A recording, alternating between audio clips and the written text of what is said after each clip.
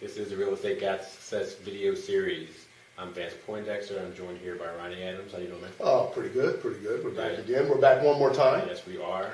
Today we're going to talk about a couple property management mishap stories that you had in your experience. Specifically talking about a couple fires. At a couple of your properties, right? So, fire, how to protect yourself when you have these kind of things happen within your real estate investing business. Let's talk about the first property incident. Well, what we want to say is that for a real estate investor, a fire is the worst thing that we worry about. It's like, okay, I know I can deal with the tenants. I know I can, I'm going to have problems with maybe putting somebody out. But what happens if the house burns down? That's the worst feeling. Well, I would say about 7 or 8 years ago, I had that happen. Where I happened to be taking a family. Well, this particular house is right down the street from where my personal house is. So I'm taking a family. We're going to the supermarket or somewhere. And as soon as I pull out onto the main road, and the house happens to be right down the street, or maybe about a mile down the street on the main road, see a fire truck go by. Woo! I'm like, ooh. Now, when a fire truck goes by in the area where I live, I'm you always perk up. Yeah, because I have like maybe 13 homes in that area. So I was like, oh my goodness. So another one, woo! I was like, all right, I'll pull out on the main road, and you see the smoke. Oh, yeah. So I'm like, okay, that could be like 3-4 miles away, So I'm riding down there, and I have the wife and the kids in the car. Now the kids know where that properties are. Sure. So I'm riding a little bit closer. So wait a minute. That looks like this particular development that I have my houses in. So, but that development has 3 courts, and they have like front courts and back courts. Okay. So I'm like, and I still have homes that are in, each court. But I'm like, I only got like 6 of them over there. Okay. Right. So I get a little bit closer, and this one particular house is on the main road. All the fire trucks are right there. So I said, okay, it's in that court, but it can't be. What are the odds? Get right in front of the house, and my kids are like, Dad, ain't that your house? I'm like, oh my God, it's my house. So I take them down to the supermarket. I knew they were going to be there a little while, and I come back. There's like 6 fire trucks. The next door neighbor's house, one of the kids had set a fire inside a closet, playing with matches. Okay. Burnt it down. Next door neighbor's house, not next your door, house. Not my house. But they're townhouses, so the roofs are connected together. They have little firewalls, and the firewalls are just sheetrock. They'll burn a certain amount of hours or whatever. Somehow, something must have happened. These are old ones. The sheetrock wasn't there, so it went right through to my house. So that was the first time. So of course I'm sitting out looking at the house. What do you do? Burning down, stressing. I'm like, oh my goodness, this never happened. This is my worst fear. Right. Now I have another friend who it happened to him too. Okay. So I was like, oh, okay, well. So there's public adjusters already there. Oh, we can help you. Here's our card. Where. So they like insurance. Yes. Okay. So I'm like, okay, I don't want to do that right now. My house is burned down right now. Right.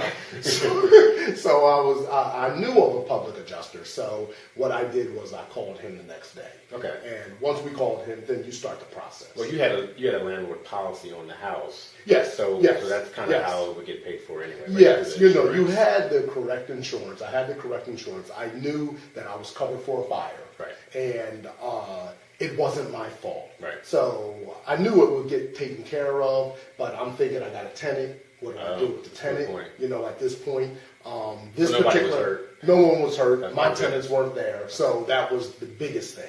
Yeah. And this particular tenant, I happened to rent to her mother, so I knew in a different place. That's how I ended up having her. And this is what the relationships, and we always talk about relationships. Sure do, yeah.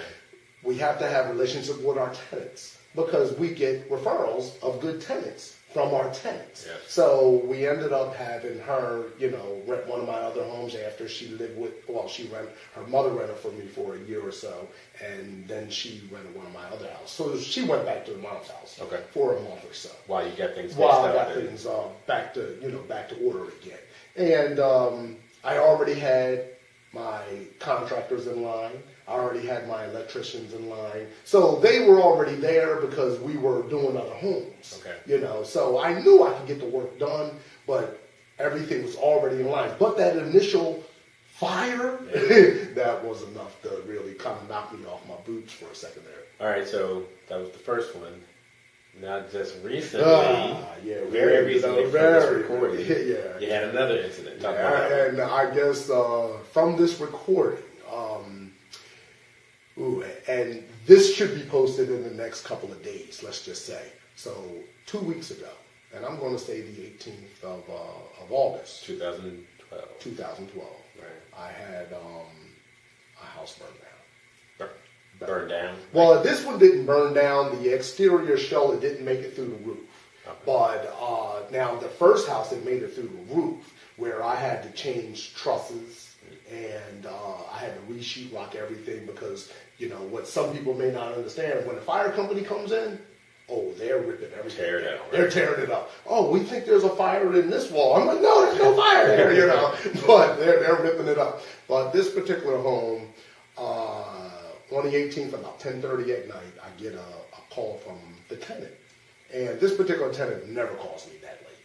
So, and I have everything hooked up where they call the office, of course. Sure. But there's a couple tenants who have my cell phone number. So she called, and of course I push it to the voicemail because I've learned over the years, it doesn't matter what happens, they can wait till the morning. I said, if my house floods, they can wait till the morning because they're not coming out to do anything on my house until the morning. If I don't care what happens, I almost, and it's kind of jokingly, I say, even if the house burns down, you know, it will be burnt in the morning, you know. But so I push it to the voicemail. 2 seconds later, she calls right back.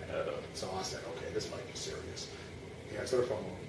She's not home, and she says, Mr. Adams, my house is on fire. I just got a call. I'm like, this can't be happening again. And now, mind you, this is in a development that's not but walking distance from the first house. Oh, wow. So, of course, I'm like, what is going on, right? So I get down to the house at 11 o'clock at night. It looks like it's daylight. Because it's so bright. It's so bright down there. There's 6 fire trucks. They have the big giant lights. I didn't even know there's lights on the fire trucks, like big lights that turn everything on. So, of course, it's bright. And I'm looking, I'm like, okay. As I'm walking down the street again, I'm thinking the same thing with the last house. Right. Maybe it's not mine. Because, you know, there's a bunch of houses, and these are single-family homes. There's a bunch of them. Okay, it might not be. I get there, I'm like, oh, man, yes, it is. Here we go again. So, but I don't see flames flying out the roof. So I'm like, okay, it can't be that bad. What it looks like is a couch was set on fire, but the tenants weren't there, but someone may have broken in, whatever. But it created a lot of damage, you know. So, but how was your stress level this time compared to the well, the first stress time? level this time was, first time was like a 10, this time was like a 2, because I already been through it. Right. And of course, I already know that I already have, first